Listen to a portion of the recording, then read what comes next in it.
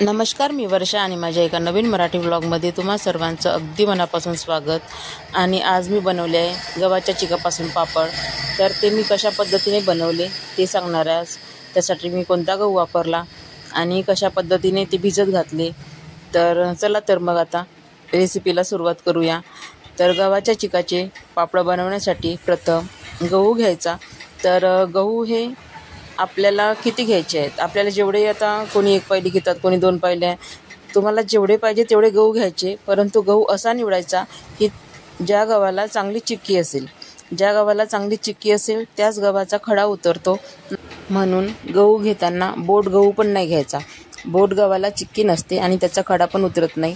तर मग तुम्ही कोणत्याही जातीचा गहू घ्या, परंतु लोकवनच घ्या आणि चांगला चिक्की असलेला घ्या. तर आता मी 1 किलो गहू घेतले आहे. 1 किलो म्हणजे 1 किलोपेक्षा जास्त, 1.5 किलो गहू असेल माझी. आणि पायलीने 1.25 पायली गहू होते माझी. आणि नवीनच गहू घेतला आहे मी हा, कारण जुन्या गव्हाचा खडा जास्त उतरतो. पण मी नवीन गहू घेतला हा. तर आता 2-3 पाण्याने छान स्वच्छ धुवून घेतला.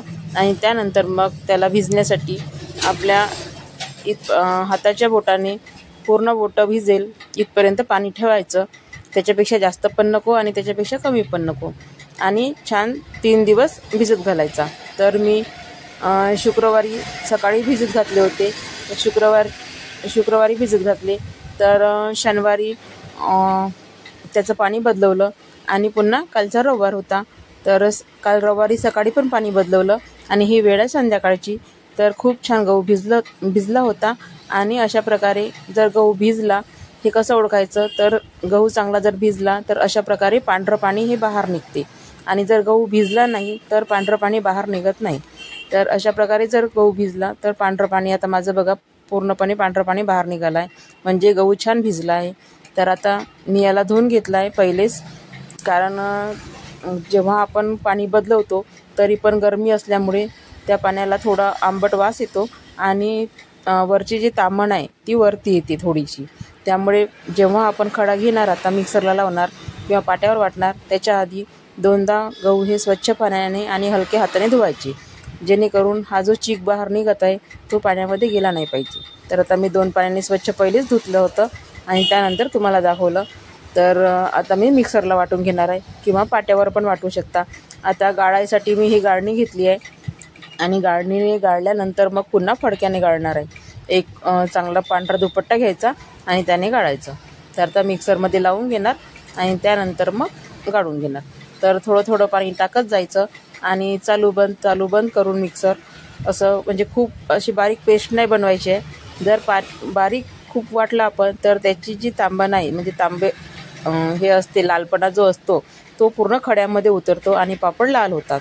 तर म्हणून फक्त चालू बंद म्हणजे पल्स मोडवर आपल्याला खडा वाटून घ्यायचा आहे. अशा प्रकारे खूप जास्त बारीक करायचं नाही. आणि गाळणीमध्ये टाकत जायचं. आणि जेवढा खडा गाळणीमधून गळतो तो डब्यात अलग वाट्यामध्ये ठेवायचं. आणि त्यानंतर मग पुन्हा त्याच याच्यामध्ये पाणी टाकून असं हाताने चोळून घ्यायचं. ही प्रोसेस 3दा करायची. तर माझी 2दा झाली होती आणि ही 3री वेळ होती. तर अशा प्रकारे पूर्ण आता मी गव्हाच्या याच्यामध्ये पाणी टाकून 3दा पिळून घेतलं. आणि त्यानंतर मग पुन्हा दुसऱ्यांदा गाळणीने गाळून घेतला. हे बघा, अशा प्रकारे छान गाळणीनं गाळून घ्यायचं. आणि पुन्हा म्हणजे 3दा गाळायचं. पहिल्यांदा एकदा वाटल्यानंतर आणि पुन्हा पाणी टाकल्यानंतर, आणि तिसऱ्यांदा आपल्या पांढरा दुपट्टा असो किंवा ओढणी असो कशाने पण गाळायचं. परंतु कॉटनचा पांढरा रुमाल असेल तर चांगलं, कारण जे वरची साल असते ती दुपट्ट्याला, कॉटनच्या दुपट्ट्याला अलगद चिकटते आणि ती मग याच्यातून खाली गळत नाही आणि पापड लाल होत नाही. त्यामुळे कॉटनचाच फडकं घ्यायचं आणि त्याने छान आता 3ऱ्यांदा पुन्हा गाळून घ्यायचं. आता माझं 2दा झालं आहे गाळणीने. आणि तर 3ऱ्यांदा मी मोठ्या डब्यात गाळणार आहे, कारण छोट्या गंजात काही हे पाणी मावणार नाही त्यामुळे. आणि नंतर पुन्हा मग एकदा मी हे गाळल्यानंतर पुन्हा एकदा पाण्यामध्ये कुचकरून टाकले हे गहू पुन्हा, म्हणजे पूर्ण मिक्स करून घेतलं. आणि 3ऱ्यांदा पुन्हा मग पूर्ण पाणी केल्यानंतर आता मी डब्यामध्ये गाळून घेणार आहे. तर अशा पद्धतीने मिक्सरला वाटून असं पाणी काढून घ्यायचं आणि दोनदा गाळायचं गाळणीने आणि तिसऱ्यांदा मग फडक्याने गाळायचं. आता मी मोठा स्टीलचा डब्बा घेतला होता आणि त्यावर एक मोठा दुपट्टा टाकलाय, डबल करून टाकलाय. सिंगल टाकला तरी पण ताम जी असते ती खाली जाण्याची शक्यता असते, म्हणून डबल टाकायचं. आणि डबल टाकल्यानंतर थोडा गळायला त्रास होतो, पाणी खाली असं चमच्याने हे करत जावं लागते. परंतु डबल टाकलं की मग पूर्ण जे लाल तांब असते ती त्या फडक्याला चिकटते आणि पापड छान पांढरे होतात. अशा प्रकारे पूर्ण छान आता गाळून घेतलं आणि हे पाणी म्हणजे जे खाली डब्यामध्ये पाणी जे पडत आहे ते तसंच ठेवायचं आणि वरतून डब्याला झाकण लावून रात्रभर तसंच ठेवून द्यायचं. मग आता आणि दुसऱ्या दिवशी मग जेव्हा आपण पापड करतो तेव्हाच तो डब्बा उघडायचा. तोपर्यंत फक्त पाणी जे आहे ते वरती आलेलं असते आणि खडा जो आहे तो बुडावर गेलेला असतो, जो गाळ असतो पांढरा चीक तो बुडावर गेलेला असतो. तर बघा किती रुमालाला ते जे तांब असते ती रुमालाला पूर्णपणे चिकटलेली आहे. आणि हा दिवस होता दुसरा म्हणजे आजचा. आज आहे सोमवार आणि आज सकाळी माझे सगळे कामं झाल्यानंतर पूर्ण मी आता पापड बनवायला घेतले आहे. तर रात्रभर ठेवलं होतं डब्यातलं पाणी ते, आणि बघा खाली चीक कसा पूर्ण बसला आहे तो. आणि आता हा बसलेला चीक पूर्ण छान हाताने फोडून टाकायचा आणि त्यात थोडं पुन्हा पाणी टाकायचं आणि नंतर मग एका छोट्या गंजीने किंवा गडव्याने तुम्ही मोजून घेऊ शकता म्हणजे आपला चीक किती निघाला आहे तो. आणि त्यानुसारच मग गंजामध्ये पाणी टाकायचं म्हणजे आपल्याला किती पाणी लागणार आहे पापड बनवण्यासाठी ते समजते. तर आता माझा चीक हा गव्हाचा चीक हा 1.25 गंजी निघाला होता, म्हणजे 1 गंजी भरून आणि थोडासा. तर डबा वगैरे धुवून बरोबर 1 गंज छोटा भरला होता. तर आता त्याच ज्या गंजीने मी मोजला आहे तो चीक त्याच गंजीने मी 5 पट पाणी घ्यायचं, म्हणजे एका गंजीसाठी 5 गंज पाणी. तर मी अशा प्रकारे 8 गंज पाणी टाकलं होतं यामध्ये. आणि आता आपल्याला एवढं जर नाही लागलं तर पापडाचं जे सारण आहे ते पातळ होऊन जाईल, म्हणून मग मी 2 गंजी पाणी काढून ठेवलं अलग. आणि त्यानंतर मग पाण्याला उकळी आल्यानंतर त्यामध्ये थोडं मीठ टाकून घ्यायचं चवीपुरतं आणि मग हे पाणी थोडं थोडं टाकून छान लाटण्याने किंवा जर रवी असेल तुमच्याकडे त्याने असं सारखं ढवळत राहायचं. सारखं ढवळल्याने काय होईल, गुठळी होणार नाही. एकदा का जर सारणाची गुठळी झाली तर मग ती फोडायसाठी खूप वेळ लागतो आणि त्याचे पापड पण चांगले होत नाही. त्यामुळे सारखं ढवळत राहायचं आणि जर पाणी कमी पडलं तर ते थोडं थोडं टाकत जायचं.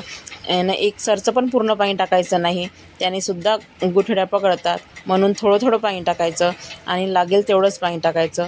मी जेवढं पाणी काढलं होतं तेवढं पण पाणी मला लागलं, परंतु मी थोडं थोडंच चम्मचने टाकत गेली आणि छान ढवळत गेली.